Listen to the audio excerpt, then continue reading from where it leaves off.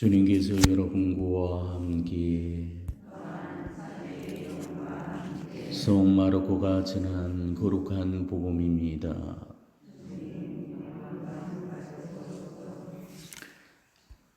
그 뒤에 예수님께서 산에 올라가시어 당신께서 원하신 이들을 가까이 부르시니 그들이 그분께 나아왔다.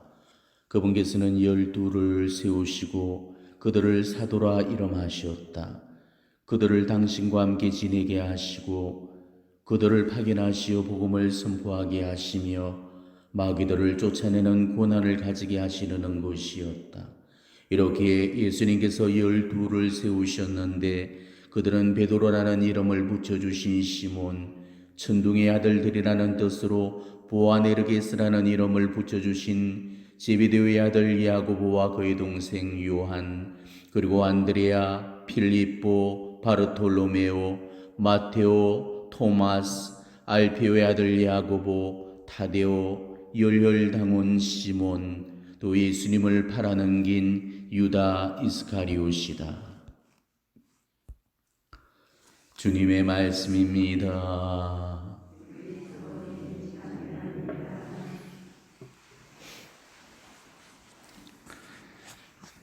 오늘 복음은 12 제자들을 뽑으신 경위와 아울러서 사도들의 명단이 공개가 되고 있습니다. 예수님께서 공생활을 시작하시면서 제일 먼저 12 제자들을 사도로 삼으시고 당신의 구속 사업을 시작하시게 되죠. 우리는 여기서 구약의 하느님과 신약의 예수님께서 하신 일이 아주 비슷하고 닮아 있다는 사실을 볼 수가 있을 겁니다. 구약의 하느님께서는 바로 예언자들과 제사장들과 왕들을 통해서 당신의 뜻을 전달하시고 수행하게 하셨죠. 그리고 예수님도 이 공생활을 시작하시면서 제일 먼저 하신 일이 당신 사목을 계승할 사도로서 12를 뽑으셨다는 사실입니다. 이 12는 바로 구약의 12지파를 원형으로 해서 새로운 이스라엘을 규합하겠다는 그런 의미죠. 근데 참 이상한 점은 구약의 성부 하나님도 그러셨고 신약의 성자 그리스도께서도 그러셨고 왜 하필 하느님은 당신 계획을 실현시키는 데 있어서 우리 인간의 힘을 필요로 하실까? 이거 정말 이상하잖아요. 말씀 한마디로도 능히 세상을 창조하셨던 분이 이 말씀 한마디로 인류 구원을 못 이루셔서 굳이 우리 인간을 도구로 써야 될 이유가 뭐가 있었겠습니까? 그거는 당신이 힘이 없어서도 아니었고 인간의 힘을 필요로 해서도 아니었습니다.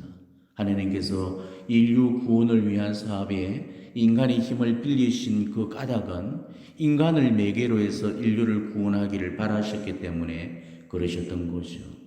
잘 아시다시피 아담과 하와가 그 창조 질서를 파괴시켰고 바로 그 죄를 이어서 우리 인류는 끊임없이 하나님께로부터 멀어져 가서 결국은 구원받지 못할 지경에까지 떨어지게 되죠. 바로 이때 하나님은 인류 구원이라는 이 위대한 프로젝트를 기획하시면서 인간 역사 속에 뛰어드시고 개입을 해오셨습니다. 그게 바로 아브라함으로부터 시작된 구원의 역사인 겁니다. 하나님은 유복한 삶을 살던 그 아브라함을 갈대아 우르에서 불러내셔서 당신의 구원 계획을 시작을 하셨고 그리고 아브라함에서부터 시작된 이 일이 위대한 성도들에게까지 계승이 되었고 그리고 훗날에는 이 제사장들과 왕들과 예언자들까지 맡겨져서 바로 이들을 구원의 도구로 삼아서 그들을 통해서 구약의 백성들을 이 구원으로 이끌어 가셨던 겁니다. 그리고 이 신약에 넘어와서는 예수님께서 사도들을 뽑으셔서 바로 그들이 구약의 제사장의 역할, 왕의 역할, 이 예언자들의 역할을 감당하면서 이 구원사업을 계승하도록 하셨죠. 그리고 이 구원사업은 거기서 그치지를 않고 대를 이어서 지금 오늘까지 이루고 있는 것입니다. 우리 역시도 바로 이 구원사업의 계승자들입니다. 우리도 이 세례성사를 통해서 이 위대한 세 가지의 직분을 수행하도록 다들 불림을 받아놓은 것입니다. 우리가 정말 살아내고 선포해야 될 그 세 가지 직분이 바로 구약의 사제들과 예언자들과 왕들이 살아내었던 바로 그 사제직, 예언직, 왕직인 거고, 이 세 가지는 바로 예수 그리스도께로서 위임받아서 사도로부터 계승되어 온 그런 권한인 겁니다.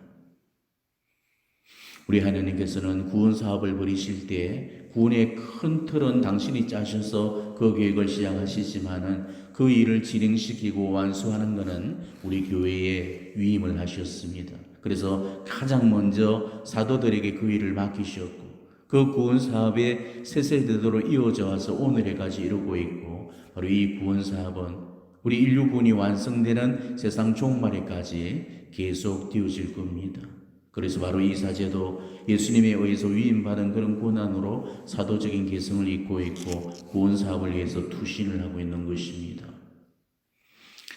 오늘 우리는 이 사도들을 보면서 특별히 위대한 사명을 부여받은 그 사제들을 위해서 기도해 주시기를 간곡히 부탁드립니다. 사제들이 대사제이신 예수님을 닮아서 이 성부 하나님께 바치는 미사 성제를 정성껏 거행을 하고 자기 자신을 희생제물로 지원해서 바로 저 십자가의 예수님과 하나를 이루는 그런 사제 직분을 살 수 있도록 또 기도해 주시기 바랍니다. 또 겸손한 왕이신 예수님을 닮아서 바로 하나님의 백성들을 위해서 섬기고 봉사하는 왕직을 아울러 겸손되이 수행할 수 있도록 또 기도해 주시기 바랍니다. 그리고 이 시대의 징표를 읽으면서 하나님의 뜻을 잘 전달함으로써 바로 이 하나님의 백성들을 구원의 비속으로 이끌어가는 이 예언자적 직분을 잘 감당할 수 있도록 또 기도해 주시기를 바랍니다. 정말 사제들만큼 많은 기도를 필요로 하는 존재들도 없을 겁니다. 그리고 사제를 위한 기도만큼 중요한 기도도 아마 존재하지 않을 겁니다. 왜냐하면 사제직이 없으면 예수 그리스도의 직분을 더 이상 수행하지 못하기 때문인 거죠. 우리 사제들이 예수 그리스도께로부터 위임받고 또 사도로부터 이어오는 이 사제직과 왕직과 예언직을 정말 보다 더 잘 수행할 수 있도록 빌어주셔야 됩니다. 사제는 인간의 혈통을 뛰어넘어서 바로 하나님의 혈통과 족보를 가진 그런 존재들입니다. 대사제이신 멜키ጼ덱의 뒤를 잇고 그보다 더 높으신 대사제이신 예수 그리스도의 사제 직분을 물려받은 그런 사람들이기 때문이죠. 이런 하나님의 사제들이 정말 자신의 소명을 깨닫고 진리를 위해서 몸바치는 사람들이 되어질 수 있도록, 그래서 필요하다면 목숨을 바쳐서 신앙을 증거하고 선포하는 바로 예수 그리스도의 지상의 대리자들이 되어질 수 있도록 기도를 해주셔야 되겠습니다. 얼마나 귀한 사제직입니까? 사제가 없으면 더 이상 성체성사를 진행시킬 수가 없고, 사제가 아니면 아무도 예수님의 몸을 여러분에게 모시다 줄 수가 없습니다. 지금 한간에 미사가 중단되는 그런 상황들을 맞으면서 이런 사실들을 아마 절절히 느껴보셨을 겁니다. 어디 미사 한 가지뿐입니까? 사제가 없다면 여러분의 죄를 들어줄 데가 없고 하나님께로부터 죄의 용서도 받아오지를 못하게 됩니다. 하나님의 그 무수히 많은 축복과 은혜도 받을 수가 없고 하나님께로부터 오는 일체의 은총들이 다 막히게 됩니다. 왜냐하면 이 모든 것들이 사제들을 통해서 오게 되죠. 사제들은 은총을 전달해주는 축복의 통로가 되었기 때문입니다. 모든 성사와 그 준성사와 우리 교회 전례와 일체의 이 경신대들이 사제의 손을 통해서 흘러나오기 때문이고, 어느 것 한 가지도 사제를 거치지 않고서는 하나님의 은총을 받을 그런 방법이 없는 것입니다. 그러니 이게 어떻게 가볍게 치부할 일이 되겠습니까? 사제 하나의 손에 얼마나 많은 영혼들이 구원받느냐 멸망당하느냐가 달려있는데 그런 사제직을 정말 하찮게 여겨서는 절대 안 되는 것입니다. 요즘은 사제의 권위가 땅에 들어져서 사제를 그저 종교인의 하나처럼 여기고 사제를 마치도 직업처럼 여기는 그런 경향들이 강하죠. 더 이상 믿음을 찾아볼 수 없을 만큼 우리 신자들의 신심들이 다 사라지다 보니까 사제직이 얼마나 귀한 줄도 모르고 사제들을 함부로 대하는 그런 신자들이 많습니다. 심지어 사제를 있어도 그만 없어도 그만인 존재인 것처럼 여기기도 하죠. 그래서 사제들이 신자들로부터 고소를 당하고 고발과 투서를 당하고 신자들로부터 능멸을 당하는 그런 일들도 많아지고 있습니다. 그러다 보니까 청소년들이나 청년들이 사제직에 뭔 이상을 가질 수 있겠습니까? 바로 그런 모습을 보면서 더 이상 사제직에 미루되지 않고 더 이상 사제직에 관심을 갖지를 않죠. 그러다 보니까 성수자 수가 점점 줄어들고 있고 신학교들이 여기저기서 문을 닫고 있습니다. 고령의 사제들이 줄줄이 은퇴를 하고 계시고 지금 많은 수의 사제들이 환속을 하고 있어서 사제 수도 점점 줄어가고 있습니다. 지금 이렇게 우리 교회가 파괴되어 가고 쓰러져 가고 있는데도 정말 이를 가슴 아파하는 신자들이 별로 없다는 사실입니다.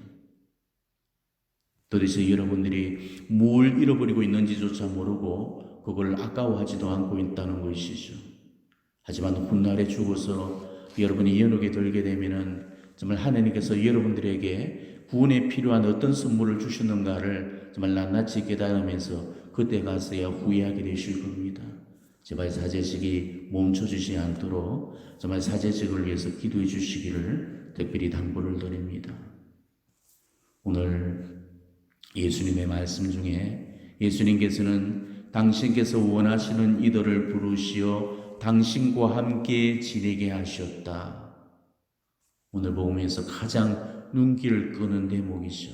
예수님께서는 당신께서 원하시는 이들을 부르시어 당신과 함께 지내게 하셨다. 아마 여러분들이 이 구절을 100번만 외고 묵상을 해보신다면 이 사제직이 얼마나 귀하고 예수님께서 사제들을 얼마나 사랑하고 계시는지를 깨달을 수 있을 겁니다. 그를 깨닫는 순간에 사제를 위한 기도가 얼마나 필요한지도 여실히 아시게 되실 겁니다. 그동안 사제들을 위해서 내가 얼마나 기도해왔고 또 사제직을 얼마나 존경심과 사랑으로 따라왔는지를 다시 한번 지목 중에 성찰해 보시기를 바랍니다. 아멘.